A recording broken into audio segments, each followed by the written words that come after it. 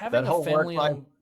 that whole work life balance is really a myth. There's not a work life balance when you own a company. It's just a counterbalance. So for every craziness, and if you can get ahead of it, you're doing good. I mean, if you can expect that there's going to be chaos and you can start planning for it, and you get good people around you. Blackledge has been fortunate. We've had people that care. They come to work and they actually care about doing a good job and making quality products. And if you can find those people, you're in a good spot.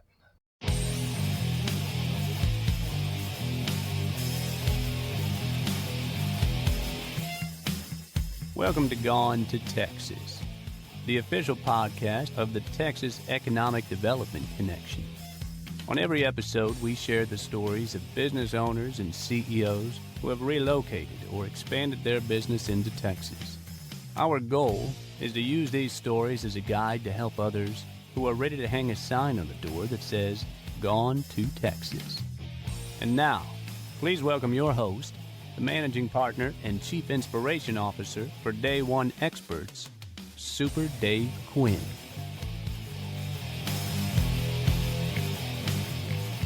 All right, friends, howdy. Welcome back to another episode of Gone to Texas podcast, powered by Day One Experts, where we share real stories of business growth, relocation, and entrepreneurship here in the Lone Star State. I'm your host, Super Dave Quinn, and today's episode is sponsored by our friends at the Fairfield Economic Development Corporation in Central Texas. Led by David Fowler, Fairfield EDC is a team committed to building long-term opportunities for their communities. Our guest today is Brit Blacklidge, president of Blacklidge, which is a family-owned asphalt materials company guided by a simple belief. I love this. Always the better road.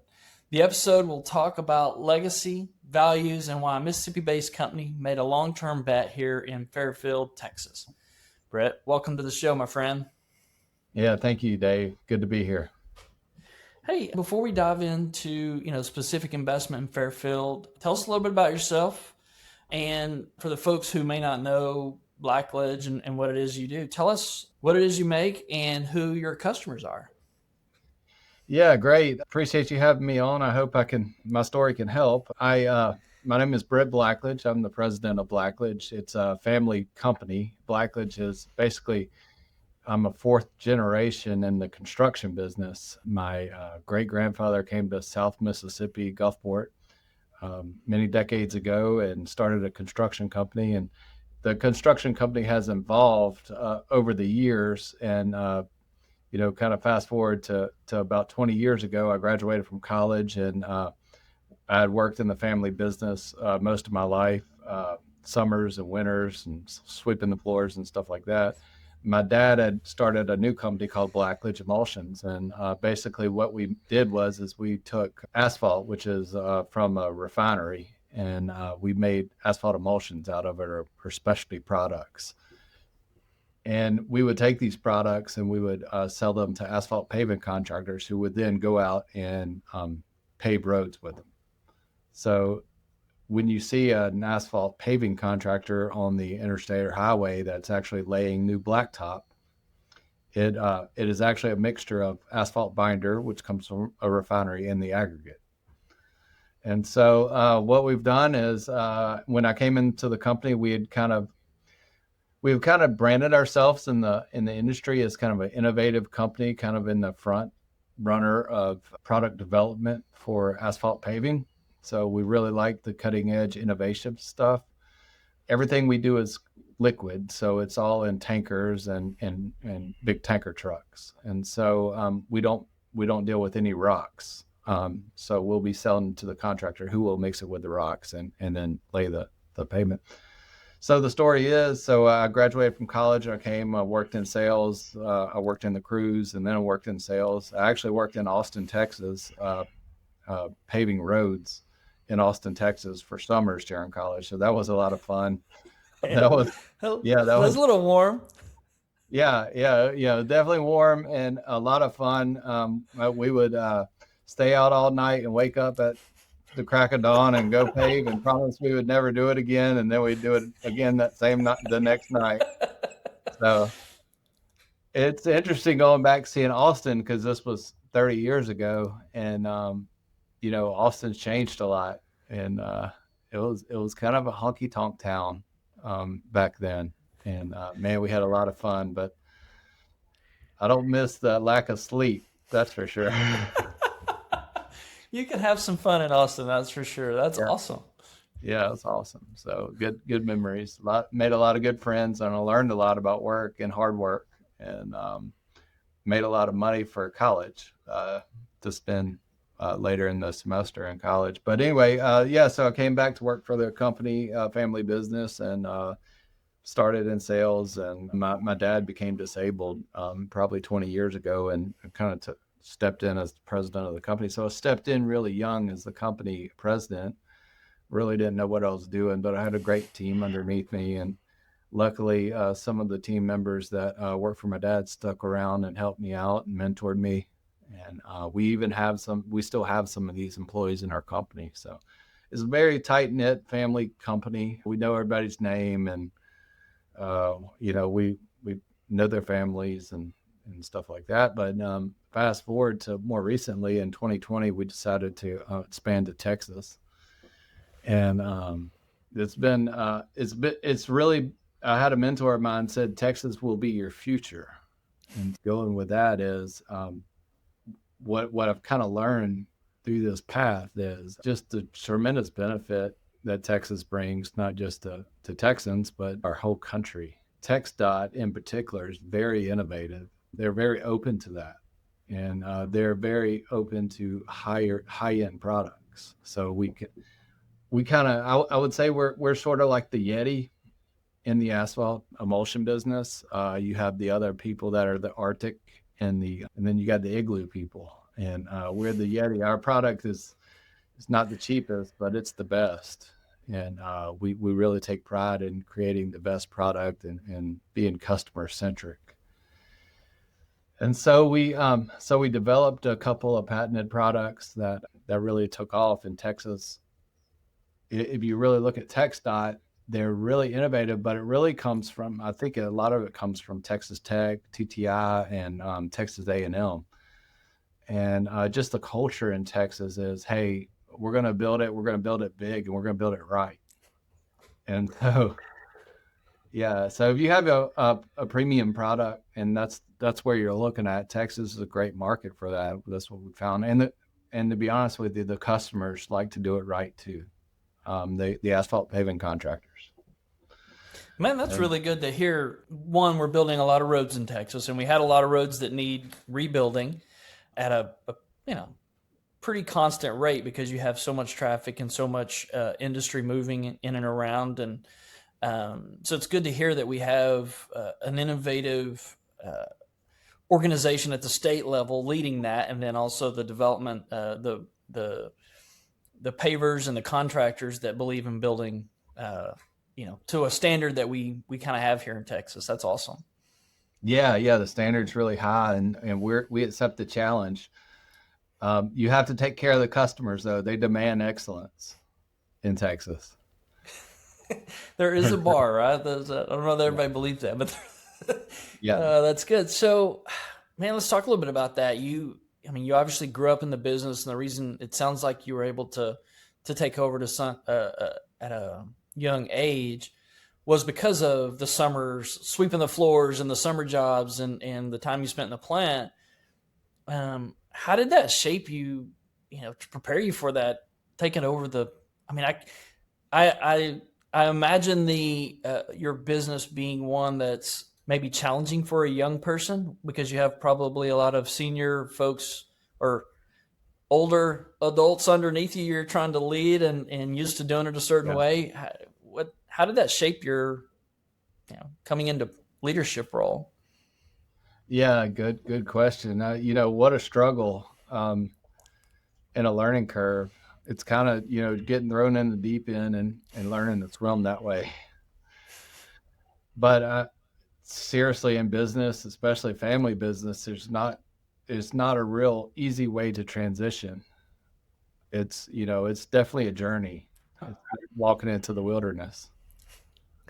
And I don't think people understand what it takes to be successful in business.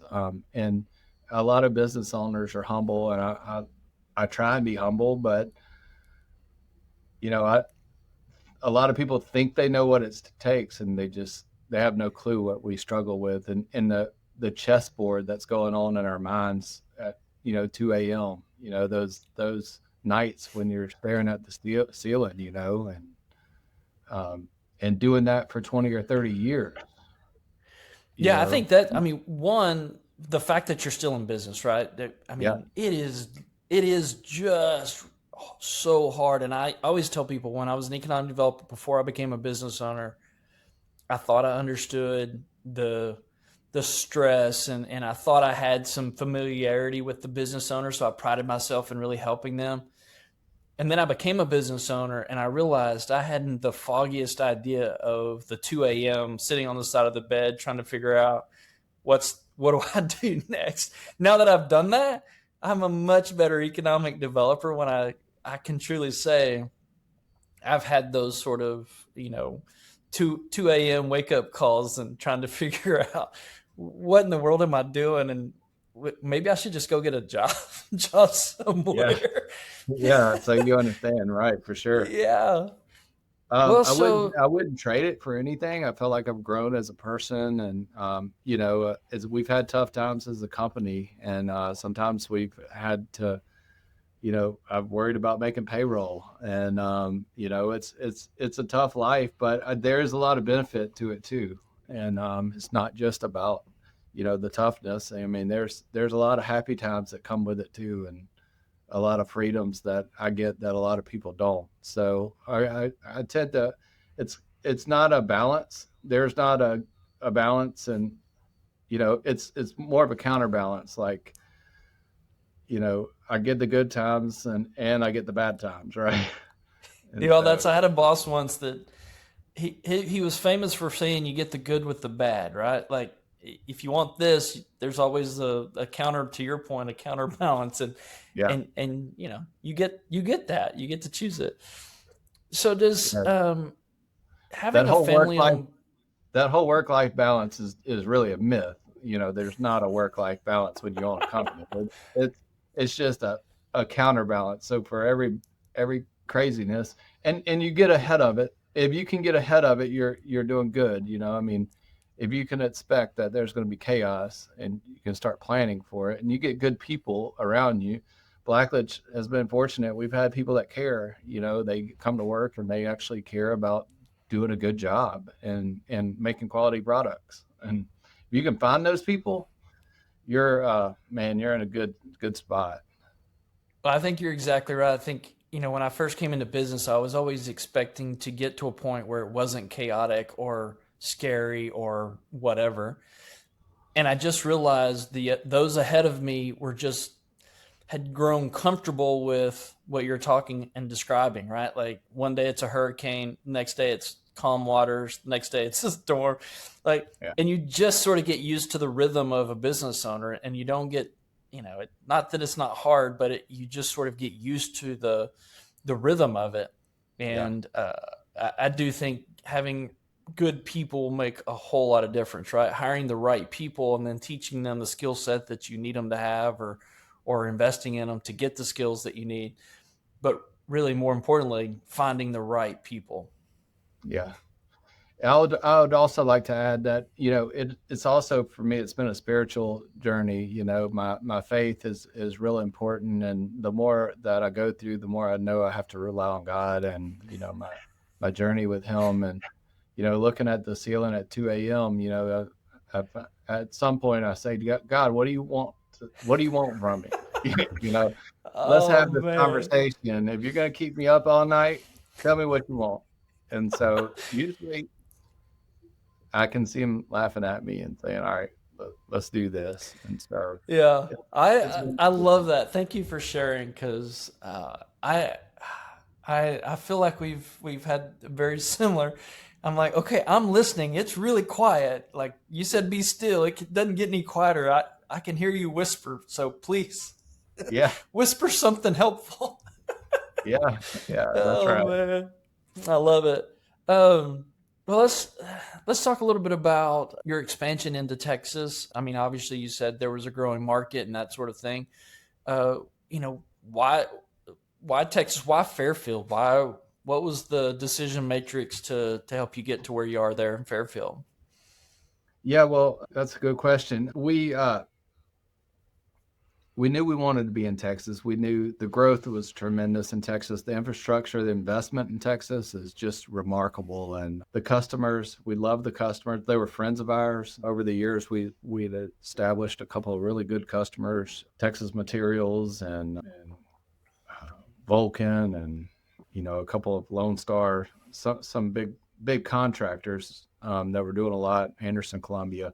Anyway, to say a few across the state. And so we established these relationships, and we knew we wanted to be there. We knew that there was an opportunity there, and we knew it was our future. And so we really started looking out. We bought a place in Tyler, Texas. Actually, we had bought a place, and we liked Tyler, Texas, but we really wanted something different. We wanted access to the urban areas, but we wanted to be in a rural area.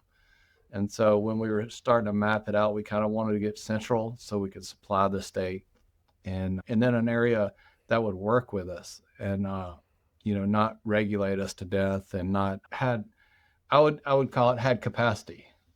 And one of my VP of business developments was riding through Texas, I think with his family, and swung in Fairfield Development Commission and met David, I believe the story goes, and David talked to him about the opportunity, and Fairfield actually presented us with an opportunity to give us the land if we invested in the facility and hired people. And man, that was a great offer. It was in between Houston and Dallas and Austin, which we could service those really metro areas from this facility. So the facility probably covers up to about 250 miles of really distribution. So we like the area. We like the access to the interstate. And of course, the resources are a big deal. So natural gas, land, water, power. And we like the weather as well. The climate was amazing. I'll tell you a quick story though. Once we committed to building the plant, these things take a couple of years to build. They're pretty massive projects. I think it was on 7 acres in Fairfield, and it was the winter of 2021, and the ice storm hit. And man, you talk about, I had a team out there in a hotel for weeks, and they were freaking out. They had no clue what was happening.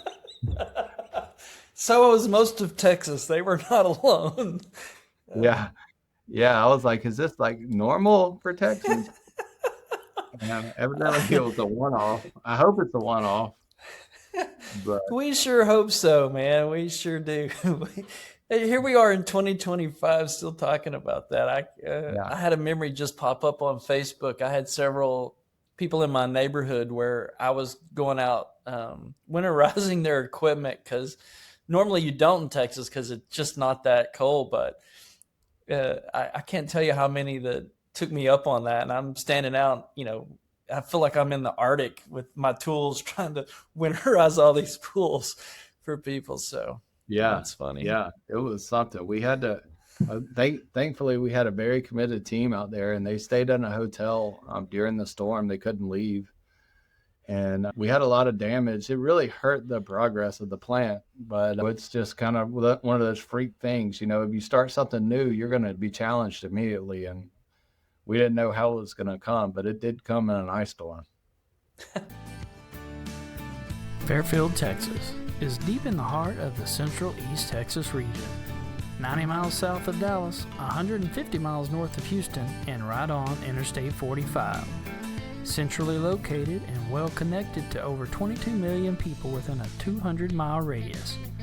Home to the famous Sam's Restaurant and Cooper's Farm Peaches, Fairfield, Texas is an outdoor recreation paradise with clean air and room to grow for both your business and your family. Connect with them today at www.texasedconnection.com/sponsor. Oh man, hopefully, obviously you made it through and were able to get on the ground. I always, tell people that's I think good tip for someone thinking about moving to Texas and relocating is to be ready for those kind of things, right? Is that something, what's maybe a lesson that you've learned in doing that? Once you settled in and you get started, what can someone expect, when they're relocating or expanding to Texas?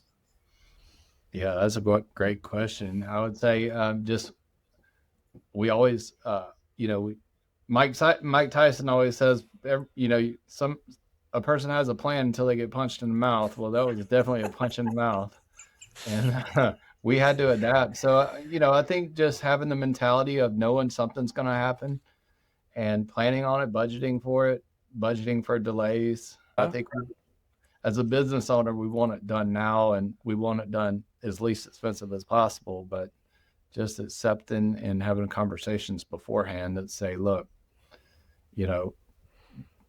let's plan on the worst case scenario because it can happen. Right. Well, you talked about, you said your business development person was on vacation and just stopped in to talk to David. Once y'all committed, what's that relationship been like? I mean, one, David's a friend, and hopefully you have good things to say about him because I think highly of him. But what's that look like? Don't get me started on David. No, I'm just kidding. Man, and David's been great. Every time we have something or a question, he's very responsive. That's big, just being responsive. And plus, he's a very, very humble guy. And if he doesn't know the answer, he doesn't give me BS. He just says, I'll find it, or I'll connect you to the people that know. Just recently, it's been 5 years or so since we've been there, and I reached out to him and I said, hey, I need a connection at the rail line, and he reached out and connected us up and could really help us out on some things. So he was on the call. He didn't pawn me off to somebody. He was there and saw us through, and so just shows that he cares. He cares about Fairfield. He cares about the people and what the companies that he's bringing in, what they're going to do, and making sure they're good for the community as well.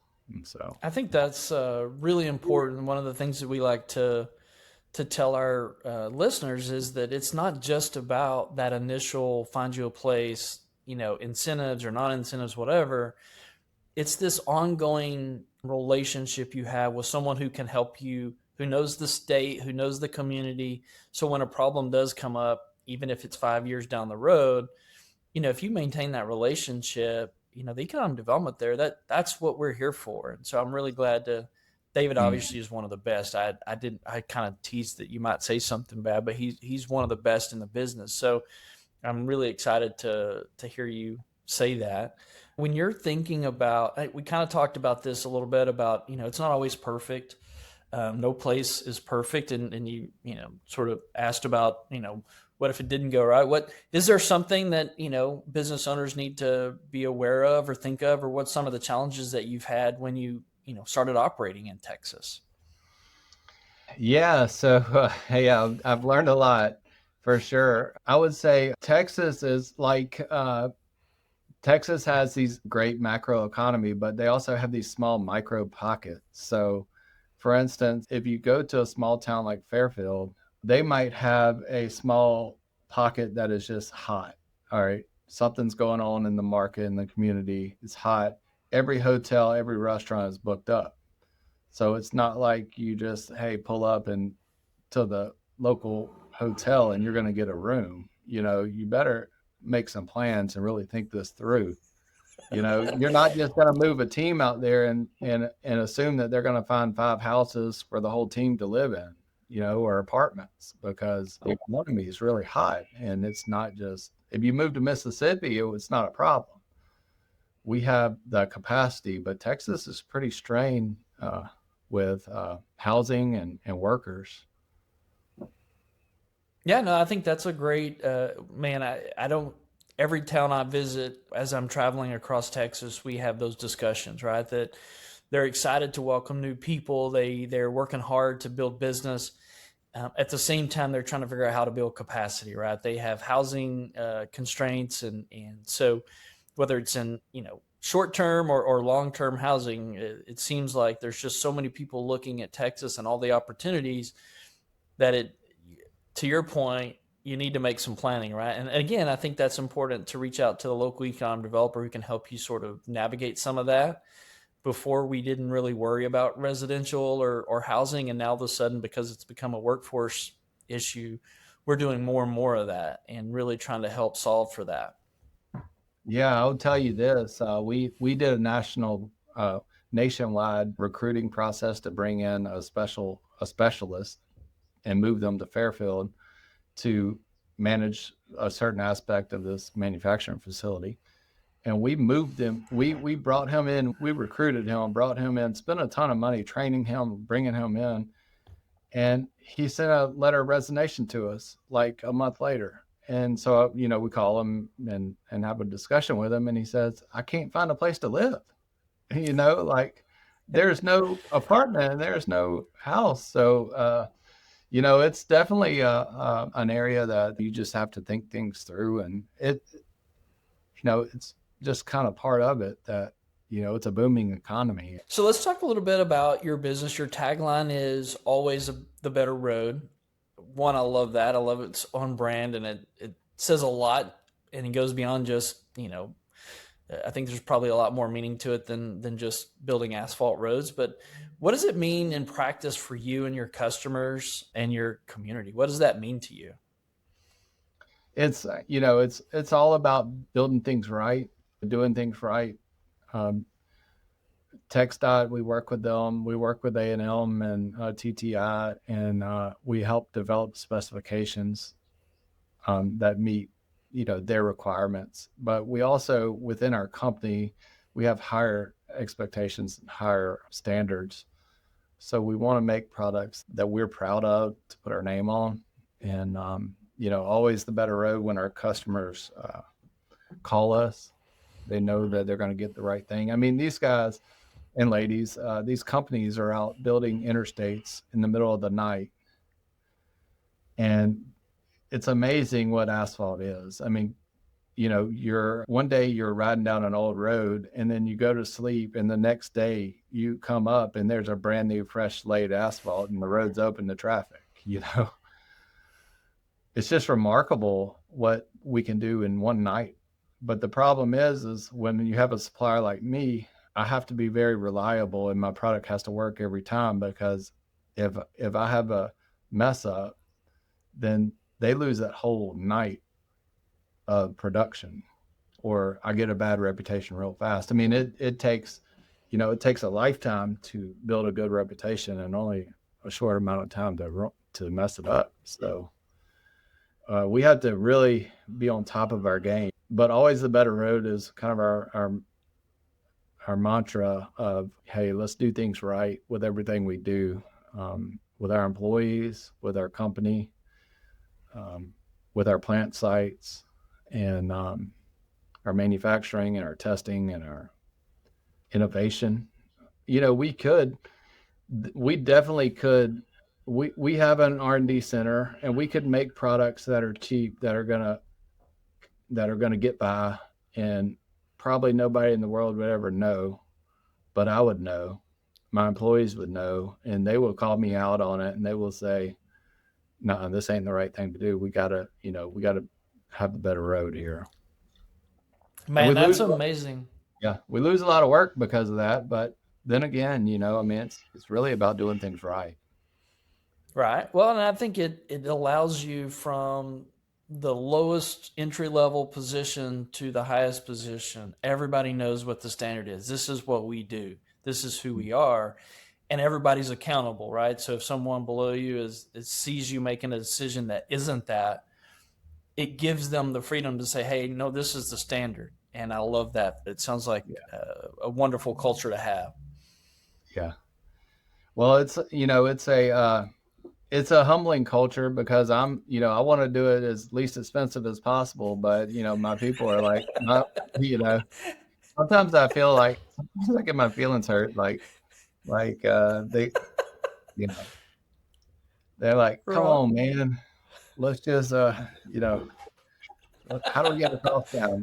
So I'm always on them about that. And then they're like, no, we're just going to sell it and do right. And, even if it costs us $1, hey, it's just money. I mean, you know, Texas has plenty of it. You know, they want it done right. I mean, they do, and it's the culture of not just the whole Texas asphalt culture is even the Texas Asphalt Paving Association.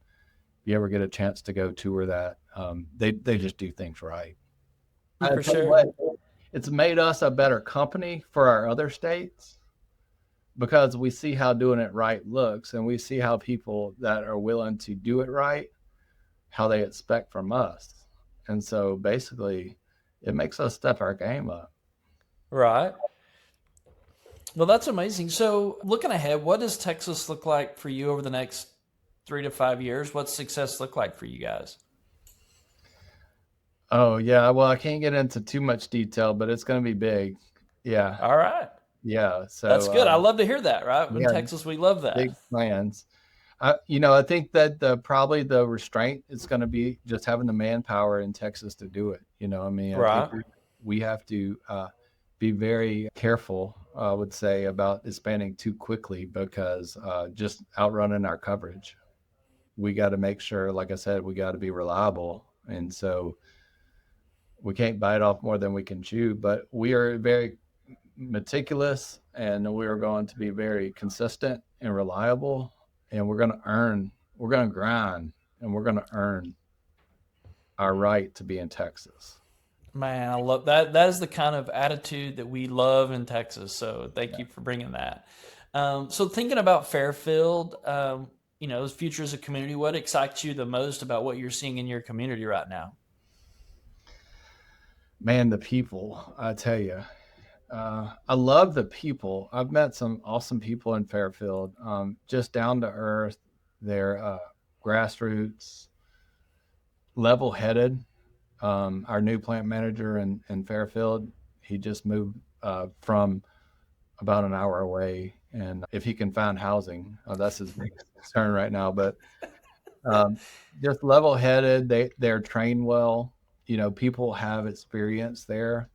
We're getting applications in when we post. Um, but as a business owner, here's what I would say to anybody is Texas is open for business and they're very business friendly. So we open locations. We're about to open in Kansas City. We've opened in the Carolinas. We've opened in Florida. I've never felt more welcome being a business owner than in Texas. They're very like, what can we do? What do you need?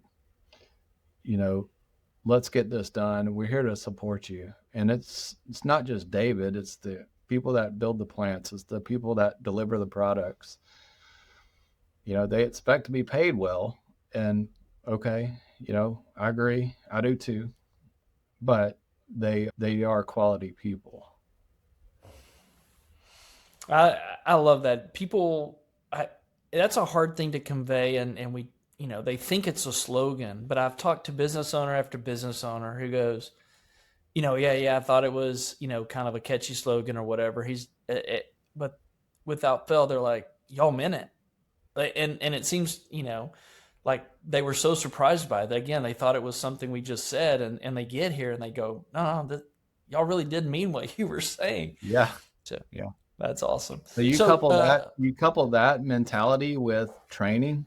I mean, if I was going to give recommendations to your audience or whoever the policymakers are, which the politicians have been fabulous as well, invest in technical schools, invest in training. Young people to take trade jobs. Plumbing, pipe fitting. Things like that. That's going to be a huge deal in the future, and the earlier we can start training people, man, it's going to make a big impact for Texas's future. Well, thanks for that. We're a big believer in the trade educations and developing out that workforce pipeline, not just for, not on the college side, but on the skills and jobs and those sort of things. So thank you for supporting that and giving that note. On a sort of last couple of questions here, when you're in Fairfield, where's your go-to spot to grab dinner or grab a meal? Do you have a favorite I spot? mean, if you're not going to Sam's, you're just missing out on life. I was I there love it. yesterday. Oh my That's gosh. awesome. Yeah. I can't do it too often though because the peach cobbler, man, You can get I, yourself hurt if you're not I careful. won't be able to fit my jeans. But what's great though is also, having Houston, the airports is being able to get in and out. I don't live in Texas, so I have to fly there commercial. And Right. man, just Houston, it's so easy, and the rental cars and Dallas as well. There's so many options for. Well, and where you're located there in Fairfield, right? So, I mean, you really can look at 3 different metro options that are all very similar, and you can kind of figure out which one works best for you at that particular point in time, right? And it might be different each time you come, but that's what's so awesome about Texas is it's the variety of opportunity that you have. Yeah, no doubt. There's a lot of, the infrastructure's great, man. I love driving on roads in Texas. A lot of gas stations, the intersections are nice, and there's a lot of accommodations for hotels, and just plan ahead, to make sure that, you're not running into North Houston and there's a oil convention going on. Who are all these people? Where did they come from? Yeah. Well, man, Britt, thank you so much. This has been an awesome conversation. I know you're busy, and it sounds like you have an incredible organization. And I thank you for spending a few minutes of your time to help our audience get a deeper dive into what it's like to do business in Texas and in Fairfield. I thank you for doing that. Any last words you want to share with a business owner who might be thinking about relocating to Texas? I mean, it's your future. What are you waiting on? I mean, nothing's going to be easy, but go get it. And man, don't miss this opportunity. That's perfect. I love it. Thank you so much for that. That'll be awesome. All right. Hey guys, thanks for joining us today, Brett. Appreciate you being on the show. And guys, we thank you for joining us on another episode of Gone to Texas. If you found value in today's show, please don't keep it to yourself. Like, share, subscribe so more business owners can discover what's possible here in the Lone Star State. And if you're serious about relocating or expanding your business here in Texas, stop wasting time guessing. The Texas Economic Development Connection exists to help you connect faster with the people and the communities like Fairfield, ready to help you grow in the Lone Star State. Don't just admire Texas from a distance. Start building your future here today. Visit us online at texasedconnection.com to set up a call and learn how we can help you move to Texas. I'm your host, Super Dave Quinn, saying bye for now. And until next time, make it a great day. Thank you for tuning in to this episode of Gone to Texas, the official podcast of the Texas Economic Development Connection, powered by Day One Experts, a collection of the country's best-known economic development professionals offering on-demand services to communities across the nation.